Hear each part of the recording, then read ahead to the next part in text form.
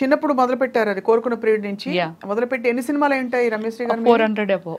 400 above in 9 languages 9 ఆ మిగతా భాషల్లోకి ఎలా మీరు అలా అలా వెళ్ళిపోయారు సార్ అది నాకు ఏమిటంటే ఫస్ట్ ఇప్పుడు సోషల్ మీడియా వచ్చింది, నాకు ఫస్ట్ నుంచి ఏమిటంటే ఫేస్బుక్ మెయింటైన్ చేయడం ఓన్గానే. ఫేస్బుక్ వరల్డ్ వెళ్ళిపోయేది, నాకు లేని కంట్రీలో ఫ్యాన్స్ లేరు.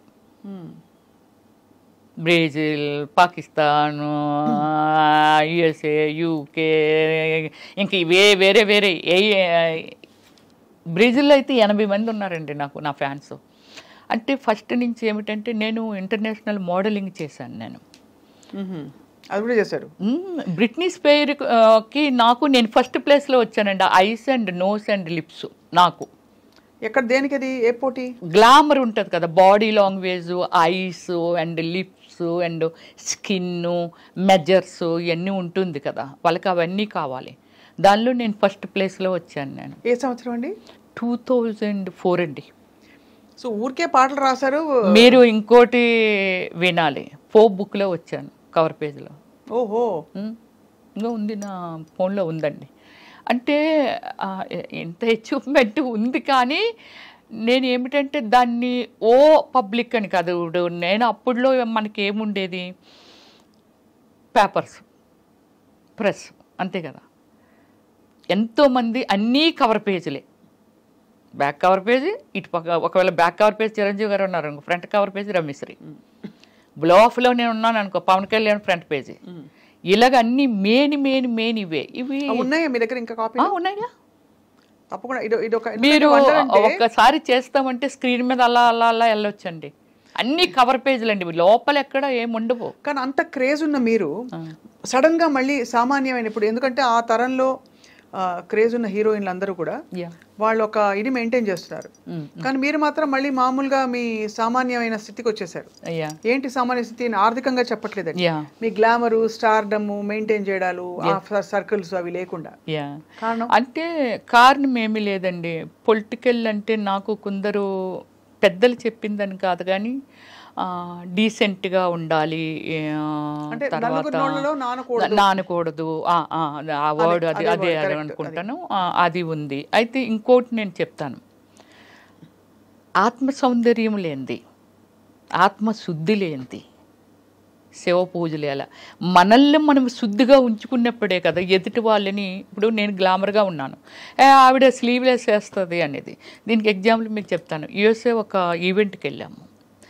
ఈవెంట్కి వెళ్తే అట్లాంటాలో అప్పటికే ఎప్పటి నుంచో రమ్మిశ్రీ ఎందుకు అలాంటి బట్టలు వేసుకుంటుందని అంటుండేవాళ్ళంట. ఐ డోంట్ నో, నాకు అంటే అక్కడికి వెళ్ళాక కానీ ఆ మ్యాటర్ మనకు తెలియదు కదా. సో తర్వాత అంటుండేవాళ్ళంట.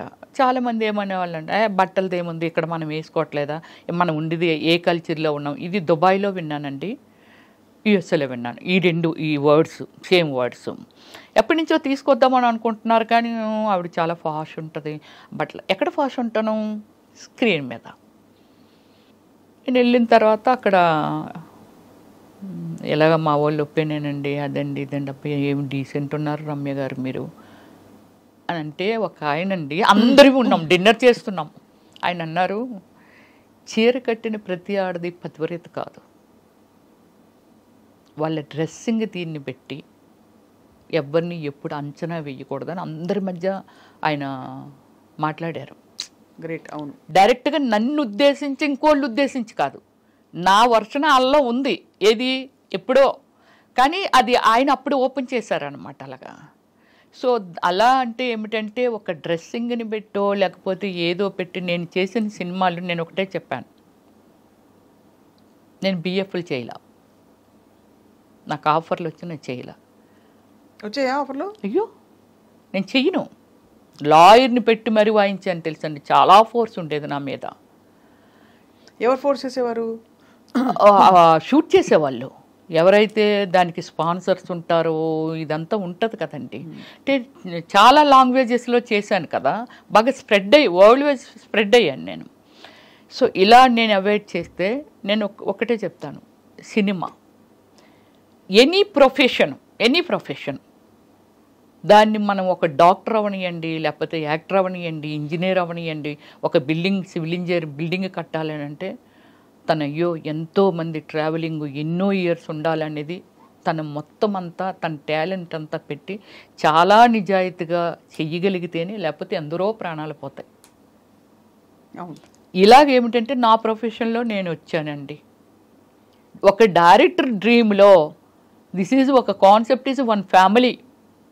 ఒకరు ప్యాంట్ వేస్తారు, ఒకరు చీర కడతారు, ఒకరు షార్ట్లు వేస్తారు. Different concept is story. అలా మీరు వేసిన క్యారెక్టర్స్కి చాలా చోట్ల మీరు కొన్ని ఎక్స్పోజ్ చేసే బట్టలు వేసుకున్నాను. అప్పుడు అదే అంటున్నాను, నాకు డైరెక్టర్ అనే ఒక ఆయన కాన్సెప్ట్ అండి. చిరంజీవి గారైనా సరే కొన్ని సినిమాల్లో గోచి పెట్టుకొని పరిగెట్టారుగా అవసరమైతే. అంటే అడవ మనిషిలో చిన్న కట్టుకొని పరిగెట్టారు. ఎనీవన్ దాన్ని నమ్ముకొని, కళామ తల్లిని నమ్ముకొని వచ్చాము కాబట్టి. బట్ వాళ్ళకి ఏం కావాలని ఇన్పుట్ మనం ఇవ్వాలా వద్దా అంటే ఖచ్చితంగా. బట్ మీరు ఎక్కడ ఫీల్ అయ్యారు అంటే, ఫీల్ కాకుండా, మొహమాటం లేకుండా, ఇబ్బంది పడకుండా ఆ బట్టలు వేసుకున్నప్పుడు, క్యారెక్టర్స్ చేసినప్పుడు ఎప్పుడు అనిపించలేదా? నాకు అనిపించలేదండి, అస్సలు అనిపించలేదు. దేన్నైతే నమ్ముకొని వచ్చాను. ఈరోజు పూజ రమేశ్వరి అంటే మా అమ్మ నాన్న కడుపుని పుట్టి నేను అక్కడే ఎవరినో పెళ్లి చేసుకొని ఎక్కడ ఉండుంటే అంతే కదా. ఎవరికి తెలుస్తుంది రమ్యశ్రీ ఎవరు అనేది? ఎవరికి తెలుస్తుంది? ఖచ్చితంగా. అంటే నేమ్ ఫేమ్ కోసం. బట్ అయినా కూడా ఒక పెంపకం, ఒక వాతావరణంలో పెరిగినప్పుడు మీరు అన్నట్టు సినిమా ఇండస్ట్రీ లేకపోతే నేను రాను, తప్పకుండా ఇబ్బంది పడతారు. ఇబ్బంది అయినా సరే ఇష్టంగా చేశాను. ఎంతో మంది డైరెక్టర్స్ అన్నారండి అసలు యాక్టింగ్లో కూడా కోఆపరేషన్ చెయ్యరు. రమ్య గారు ఒక క్యారెక్టర్ మీకు ఎక్స్ప్లెయిన్ చేస్తే, అది సిల్క్ స్మిత్ అని చూసాం, మిమ్మల్ని చూసామండి. ఆ క్యారెక్టర్ని ఎలా మోడ్ చేసేసుకోవాలి, ఎలాంటి డ్రెస్సింగ్ వేసుకోవాలి, ఎలాంటి మేకప్ వేసుకోవాలి. మేకప్ సిల్క్ స్మిత్ అది ఓన్ కాదు, కానీ everything is my self only. Costume design నేనే, కలర్ కాంబినేషను నేనే, అన్నీ మొత్తం డిజైన్ చేసేసుకుండేదాన్ని. ఈరోజు సీన్ ఏమిటి, ఎవరెవరు ఆర్టిస్టులు, బ్యాక్గ్రౌండ్ ఏముంటుంది, ఆ బ్యాక్గ్రౌండ్లో నేను ఈ కలర్ చీర కడితే నాకు ఆ కలర్ చీర పంపించేయండి. అలాగే కాస్ట్యూమ్ డిజైన్లు కూడా నేను సినిమాకి కాస్ట్యూమ్ అంతా నా పర్సనల్, అంటే నేనే డిజైన్ చేసుకున్నాను నేను. అలాగే ఆల్ మూవీస్కి నా పర్సనల్ డిజైనింగ్ అండి. సో ఎక్కువ ఇలాంటి కాస్ట్యూమ్స్ వేసిన క్యారెక్టర్స్ మీరేంటి డాన్స్ సీక్వెన్సెస్ చేశారు, చాలా ఐటమ్ సాంగ్స్ కూడా చాలా చేశారు. ఏమైనా గుర్తున్నాయా మీకు? మీరు పాపులర్గా హిట్ అయిన సాంగ్స్? పాపులర్గా హిట్ అయినవంటే నేను సూర్యతోని శ్రీ అనే ఒక మూవీ చేశాను తమిళ్లోనే. సూర్యాది ఇప్పుడు నా ఏమి సినిమా అంటే సూర్యాది కాదు, విక్రమ్తో కూడా వన్ సాంగ్ చేశాను, యూత్ చేశాను, రోజుకో రోజా చేశాను. తర్వాత మీతో నాతో విక్రమ్ చాలా బాగుండేవాడు.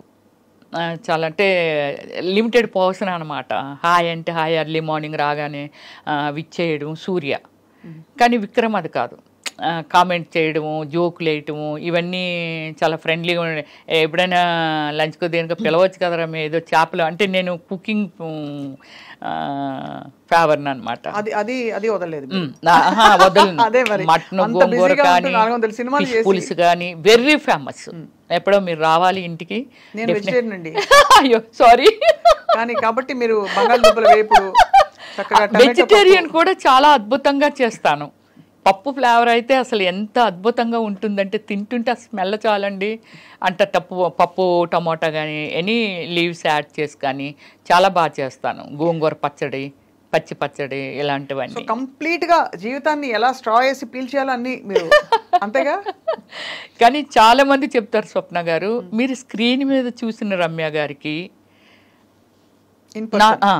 ఇన్సైడ్ మీరు అంటే అవుట్ సైడ్ మీ అంటే బయట చూసిన రమ్య గారికి అసలు సంబంధం కూడా ఉండదు. మీరు చాలా homely and exactly. Cinema time వరకే సినిమా వదిలిస్తే నాకు ఏ లైఫ్ తెలియదండి. పబ్ లైఫ్ తెలీదు, ఫ్రెండ్స్ సర్కిల్ లేరు, తాగడం అలాంటివి ఏమీ లేదండి.